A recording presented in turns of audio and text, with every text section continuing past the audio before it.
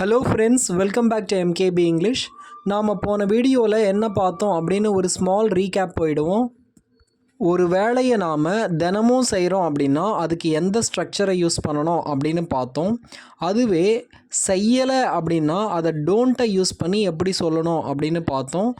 செய்கிறியா அப்படின்னு மற்றவங்களை நாம் கேள்வி கேட்கணும் அப்படின்னா அந்த இடத்துல டூவையும் டஸ்ஸையும் எப்படி யூஸ் பண்ணணும், டூவை யூஸ் பண்ணுறதுக்கான ரூல்ஸ் என்ன, டஸ்ஸை யூஸ் பண்ணுறதுக்கான ரூல்ஸ் என்ன, எந்த சுச்சுவேஷனில் டூ யூஸ் பண்ணணும், எந்த சுச்சுவேஷனில் டஸ்ஸை யூஸ் பண்ணணும் அப்படின்னு நாம் போன வீடியோவில் பார்த்தோம்.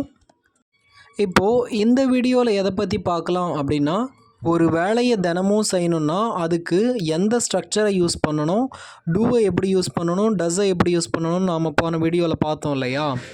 இது மாதிரி தினமும் இல்லாமல் நாம் ப்ரெசன்ட் டென்ஸில் கண்டினியூஸாக நடக்கிற ஒரு ஆக்ஷனை பற்றி பேசும்போது அந்த ஆக்ஷனை எந்த ஸ்ட்ரக்சரை யூஸ் பண்ணி சொல்லலாம் அப்படின்னு பார்க்கலாம் ஃப்ரெண்ட்ஸ். இப்போது நான் சொன்ன டெஃபினிஷன் உங்களுக்கு புரிஞ்சிருக்காது. இப்போ எக்ஸாம்பிள் கொடுத்தேன் அப்படின்னா உங்களுக்கு புரிஞ்சிடும். இப்போ நீங்கள் ஒருத்தரை சந்திக்கணும். அவர் சந்திக்கிறதுக்காக நீங்கள் அவரோட வீட்டுக்கே போகிறீங்க.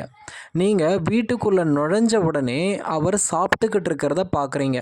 உங்கள் கண்ணு முன்னாடியே அவர் சாப்பிட்டுக்கிட்டு இருக்காரு. ஸோ இந்த சிச்சுவேஷனில் தான் நாம் இப்போ சொல்ல போகிற சென்டென்ஸ் ஸ்ட்ரக்சரை யூஸ் பண்ணணும்.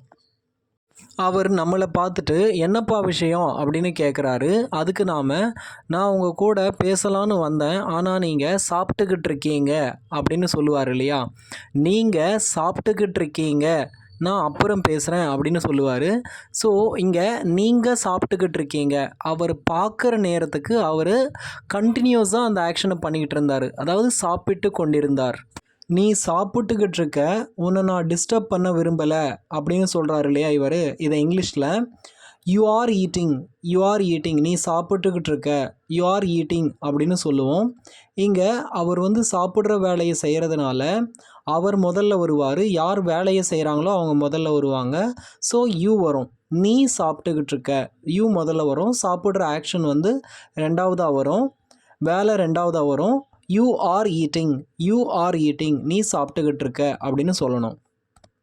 இப்போது இந்த எக்ஸாம்பிள்லேருந்து உங்களுக்கு புரிஞ்சிருக்கும் ஃப்ரெண்ட்ஸ். ஒரு வேலையை ப்ரெசன்ட் டென்ஸில் தொடர்ந்து பண்ணிகிட்டு இருந்தாங்க அப்படின்னா நாம் இந்த ஸ்ட்ரக்சரை தான் யூஸ் பண்ணணும். வேலையை யார் செய்கிறாங்களோ அவங்க முதல்ல வருவாங்க. அடுத்து ஆம் ஈஸ் ஆர் இந்த மூணு சொல்லில், இந்த மூணு வேர்ட்ஸில் ஏதோ ஒன்று வரும். அதுக்கடுத்து நாம் செய்கிற வேலையை சொல்லிவிட்டு அதுக்கு ஐஎன்ஜியை லாஸ்ட்டில் ஆட் பண்ணணும். இப்போ ஈட் அப்படின்னு இருந்தால் ஈட்டிங், ரீட் அப்படின்னு இருந்தால் ரீடிங். ஸோ இங்கே எல்லாமே அந்த இங் ஃபார்ம்ஸில் தான் நாம் சொல்லணும். ஈட் அப்படின்னு சொல்லக்கூடாது, ஈட்டிங் அப்படின்னு சொல்லணும். யூ ஆர் ஈட் அப்படின்னு சொல்லக்கூடாது, யூ ஆர் ஈட்டிங். நீ தூங்கிட்டுருக்க, யூ ஆர் ஸ்லீப்பிங். ஞாபகத்தில் வச்சுக்கோங்க ஃப்ரெண்ட்ஸ். நீங்கள் இந்த ஸ்ட்ரக்சரை யூஸ் பண்ணணும் அப்படின்னா அந்த சிச்சுவேஷன் தான் உங்கள் மைண்டுக்கு வரணும், அந்த காட்சி தான் உங்கள் மைண்டுக்கு வரணுமே தவிர நான் சாப்பிட்டு கொண்டிருக்கிறேன் அப்படின்னு முடிஞ்சதுன்னா நாம் இந்த மாதிரி ஐ ஆம் ஈட்டிங் அப்படின்னு முடியுன்ற இதுக்கு வரக்கூடாது. அதாவது அந்த வேலை தொடர்ந்து நடந்துக்கிட்டு இருக்கு அப்படின்னாவே நமக்கு இந்த ஸ்ட்ரக்சர் தான் வந்துடும். அந்த காட்சி தான் நமக்கு வரணும். அவர் சாப்பிட்டுக்கிட்டு இருந்தார் இல்லையா, அந்த காட்சி தான் நம்மளோட மைண்டுக்கு வரணுமே தவிர அந்த தமிழ் வார்த்தை இல்லை. யூ ஆர் ஈட்டிங் அப்படின்னு சொன்னேன் இல்லையா, யூக்கு அடுத்து தான் ஆர் வரும். எல்லா இடத்துலையுமே ஆர் வராது. இப்போது எந்த இடத்துல ஆர் வரும், எந்த இடத்துல ஆம், எந்த இடத்துல ஈஸ் வரும் அப்படின்னு பார்க்கலாம். ஐ அப்படின்ற ப்ரொனவுனுக்கு அடுத்து ஆம் வரும். யூ வி தே இந்த ப்ரொனவுனுக்கு அடுத்து ஆர் வரும். ஹீ ஷீ இட் இந்த ப்ரொனவுன்ஸ்க்கு அடுத்து ஈஸ் வரும். இப்போது இதன் மேலே சில எக்ஸாம்பிள் சென்டென்சஸை பார்க்கலாம். நான் எழுதிக்கிட்டு இருக்கேன், ஐ ஆம் ரைட்டிங். இங்கே ஐக்கு அடுத்து ஆம் தான் வரும்.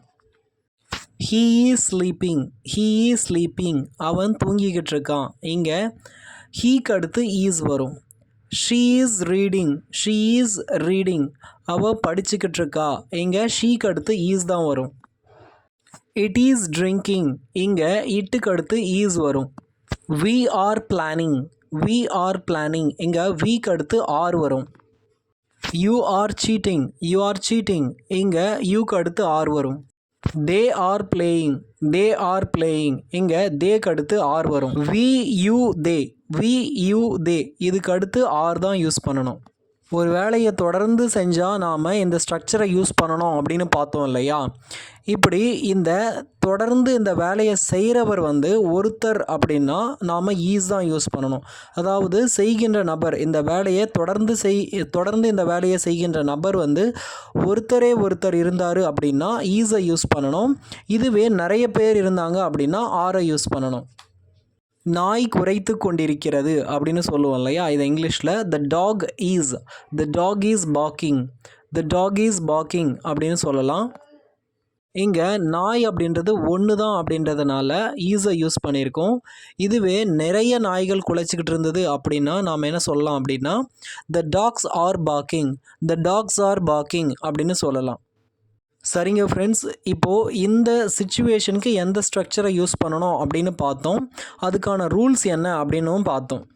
இப்போது நாம் போன வீடியோவில் பார்த்த ஸ்ட்ரக்சருக்கும் இந்த வீடியோவில் பார்த்த ஸ்ட்ரக்சருக்கும் என்ன வித்தியாசம் அப்படின்னு பார்க்கலாம்.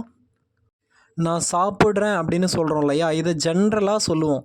ஜென்ரலாக சொல்கிறப்போ நான் சாப்பிடுகிறேன் அப்படின்றத ஜென்ரலாக சொல்கிறப்போ ஐ ஈட் அப்படின்னு சொல்கிறோம். இதையே சாப்பிட்டு கொண்டிருக்கிறேன் அப்படின்னு அந்த பர்டிகுலர் சுச்சுவேஷனில் தொடர்ந்து செஞ்சுக்கிட்டு இருக்கிறத சொன்னோம் அப்படின்னா, ப்ரெசன்ட் டென்ஸில் தொடர்ந்து நான் ஒரு வேலையை செஞ்சுக்கிட்டு இருக்கிறத சொன்னோம் அப்படின்னா நான் சாப்பிட்டு கொண்டிருக்கிறேன் அப்படி சொல்லுவோம். இதை இங்கிலீஷில் ஐ ஆம் ஈட்டிங் அப்படின்னு சொல்லணும். ஐ ஈட் அப்படின்னா தினமும் சாப்பிட்றத குறிக்கும். ஐ ஆம் ஈட்டிங் அப்படின்னா ப்ரெசன்ட் டென்ஸில் ஒரு பர்டிகுலர் பாயிண்ட் ஆஃப் டைமில் நாம் சாப்பிட்டுக்கிட்டே இருப்போம் இல்லையா? தொடர்ந்து செஞ்சுக்கிட்டு இருப்போம் இல்லையா? அந்த வேலையை சாப்பிட்றதுன்னு எடுத்துக்கிட்டிங்கன்னா ஒரு 10 நிமிஷம் சாப்பிடுவோம் இல்லையா? ஸோ அந்த 10 நிமிஷமும் நாம் தொடர்ந்து அந்த வேலையை செஞ்சுக்கிட்டு இருப்போம் இல்லையா?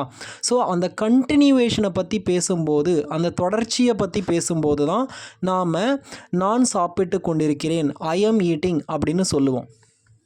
ஒரு ப்ராக்டிக்கல் சுச்சுவேஷனே பார்த்துடலாம். நாம் உடம்பு சரியில்லை அப்படின்னு டாக்டர்கிட்டைக்கு போகிறோம். டாக்டர் நம்ம உடல் ரொம்ப மெலிவாக இருக்கிறத பார்த்துட்டு என்னப்பா சாப்பிட்றியா இல்லையா அப்படின்னு கேட்பார். அப்போ நாம் சாப்பிட்டுக்கிட்டு இருக்கேன் அப்படின்னு சொல்ல முடியாது. நான் நல்லா தான் சாப்பிட்றேன் அப்படின்னு சொல்லுவோம். ஸோ அந்த இடத்துல ஐ ஈட் அப்படின்னு சொல்லுவோம். இதுவே நாம் நம்மளோட ஃப்ரெண்டு வீட்டுக்கு போகும்போது அந்த சமயத்தில் அவர் சாப்பிட்டுக்கிட்டு இருக்காரு அப்படின்னா அதை நாம் ஹீ இஸ் ஈட்டிங், இல்லை அவனை பார்த்து யூ ஆர் ஈட்டிங் அப்படின்னு தான் சொல்லுவோம். அங்கே நாம் யூ ஈட் அப்படின்னு சொல்ல மாட்டோம். யூ ஆர் ஈட்டிங், நீ சாப்பிட்டுக்கிட்டு இருக்க, நான் உன்னை டிஸ்டர்ப் பண்ண விரும்பலை. You are eating, I don't want to disturb you அப்படின்னு சொல்லுவோம். இப்போ உங்களுக்கு ஐ ஈட்க்கும் ஐ எம் ஈட்டிங்க்கும் இருக்கிற டிஃப்ரென்ஸ் புரிஞ்சிருக்கும் அப்படின்னு நினைக்கிறேன் ஃப்ரெண்ட்ஸ். இந்த வீடியோ உங்களுக்கு பிடிச்சிருந்தது அப்படின்னா மறக்காமல் என்னோடய சேனலை சப்ஸ்கிரைப் பண்ணுங்கள் ஃப்ரெண்ட்ஸ். தேங்க்யூ.